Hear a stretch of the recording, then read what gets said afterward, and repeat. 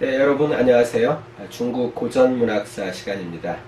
오늘은 중국 고전문학사 첫 번째 시간으로 제1강 중국 문학사의 배경에 대해서 알아보도록 하겠습니다.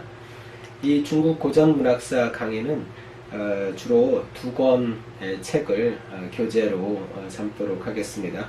첫 번째 책은 김학주 선생님의 중국 문학사고요. 두 번째 책은 서경호 선생님의 중국 문학의 발생과 그 변화의 궤적이라는 책입니다. 여러분이 이 강의를 들으면서 이 두 권의 책을 주로 참고하시면 되겠습니다. 우리 문학 연구에 여러 가지 이제 영역이 있는데요. 그 가운데 크게 네 개의 영역을 살펴볼 수가 있습니다. 첫 번째는 이제 문학적 연구고요. 두 번째는 문학사적 연구, 세 번째는 문학 비평 연구, 네 번째는 문헌학적 연구, 이렇게 되겠는데요.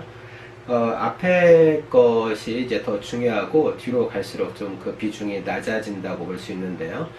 그런 면에서 보면 문학사적 연구는 문학적 연구 다음으로 비중이 좀 높은 그런 연구 방법론이다, 이렇게 말씀드릴 수 있을 것 같습니다.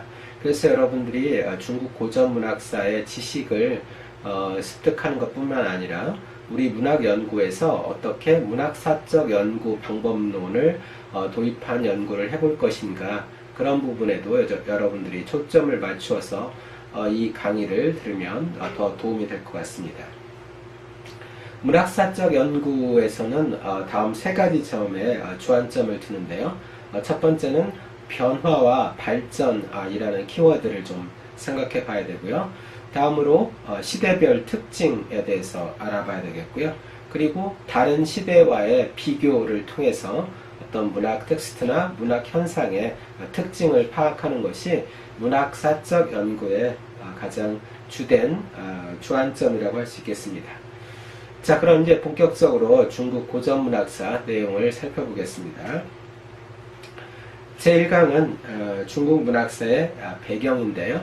역사적 배경, 지리적 배경, 사상적 배경, 이 세 가지 중국 문학사의 배경을 이루는 부분들을 알아보도록 하겠습니다. 첫 번째는 역사적 배경입니다.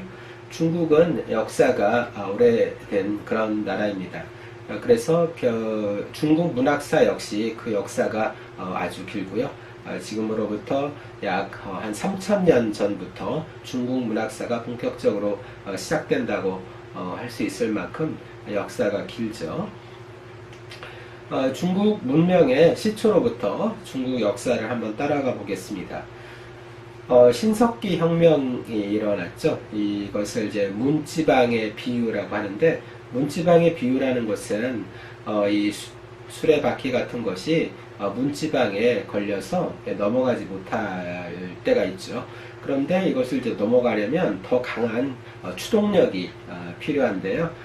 신석기 혁명은 이제 석기의 발명으로 해서 그동안 인류가 문지방을 넘지 못하고 정체되어 있던 그런 상태를 탈피해서 새로운 세대로 접어들었다 해서 우리 신석기 혁명을 문지방의 비유로 얘기하곤 합니다. 이때 이제 문명의 발달을 이끈 도구가 바로 마제석기인데요. 돌을 갈아서 만든 석기죠. 이런 것들로 인해서 더 많은 생산력이 확보가 됐고요.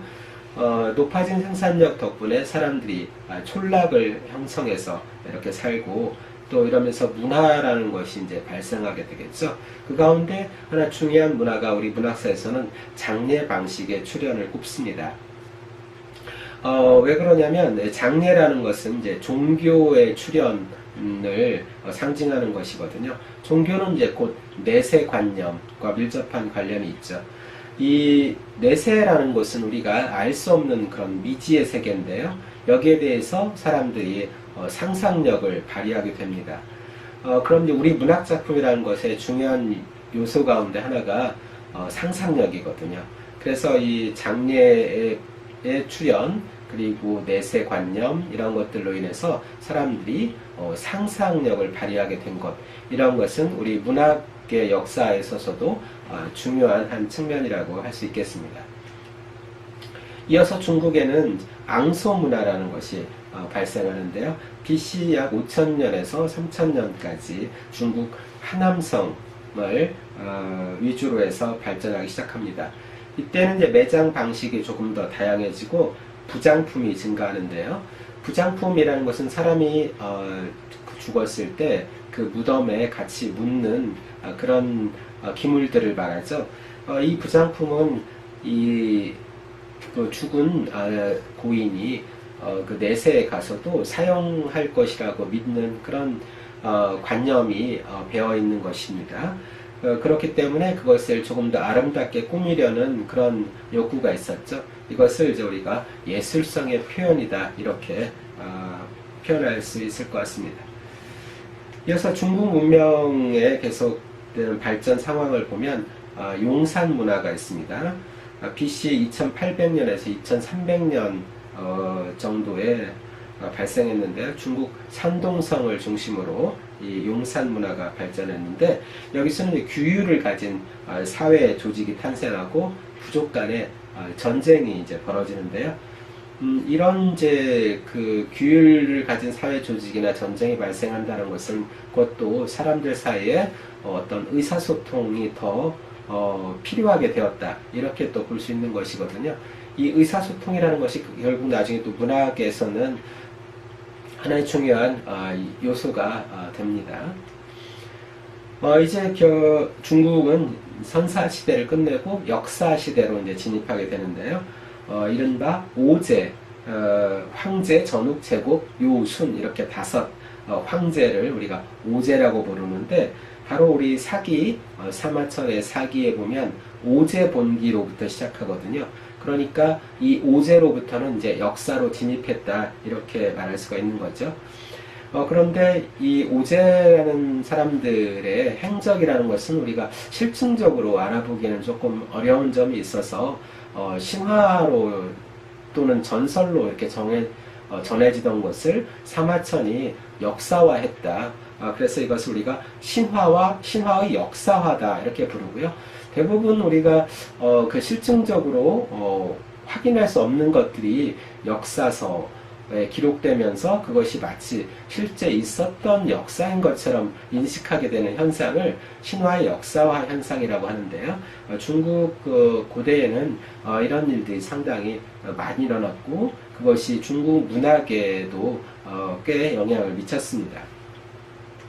그럼 이어서 왕조 교체되는 상황 같이 살펴보겠습니다. 먼저 이제 하나라가 이제 출현하는데요. 이른바 청동기 시대로 이제 진입하고 있습니다. BC 2070년 경에 건국한 것으로 알려져 있고요. 지금의 섬서성과 하남성 일대를 차지하고 있었던 그런 왕조로 알려져 있습니다. 이후 중국은 여러 이제 왕조가 계속 교체되는데요. 상나라, 또 은나라라고도 하죠. 그리고 이어서 주나라. 주나라는 견융의 침입을 받아서 서쪽에서 동쪽으로 도읍을 옮기는데요. 이때 서쪽에 있었을 때를 서주라고 하고 동쪽의 낙양이죠. 호경에서 낙양으로 도읍을 옮긴 후에 주나라를 동주라고 합니다. 이때부터는 이제 그 주변을 둘러싼 이민족과의 전쟁이 좀 더 치열해지고 그러면서 중국 문화도 더 기틀을 다지게 됩니다. 이 주나라가 세력이 약화되면서 춘추 전국 시대에 진입하게 됩니다. 이때부터는 이제 이른바 분열과 통합의 역사가 시작된다고 할 수 있는데요. 이런 이제 분열의 시대를 진나라가 나중에 그 통일을 하기 때문에 이때까지의 시기를 우리가 진나라의 앞이다 그래서 선진 시기라고 부릅니다. 이후 이제 진나라가 통일을 한 이후에 중국은 여러 이제 왕조가 교체되죠. 그래서 보통 우리가 25개 왕조를 얘기하는데 25사라는 것이 이제 거기서 나온 말이죠. 진나라 한나라부터 삼국시대, 또 서진의 통일, 다시 분열된 남북조 시대, 수나라가 통일하고 당나라에 건네주고요. 다시 5대 10국으로 분열하고 송나라가 통일했다가 또 이민족의 침입으로 남쪽으로 내려가서 남송이 건국되고요. 또 북방에는 금나라가 건국되고 또 몽고족의 원나라, 한족의 명나라, 만주족의 청나라까지 이렇게 여러 가지 왕조가 성세를 거듭하게 됩니다. 이런 어떤 이제 분열과 통합의 기나긴 역사는 곧 중국 문학의 역사이기도 하고요. 이렇게 역사가 복잡 다단하게 전개되기 때문에 중국 문학의 역사도 그만큼 복잡 다단하게 전개된다, 이렇게 말씀드릴 수 있겠습니다.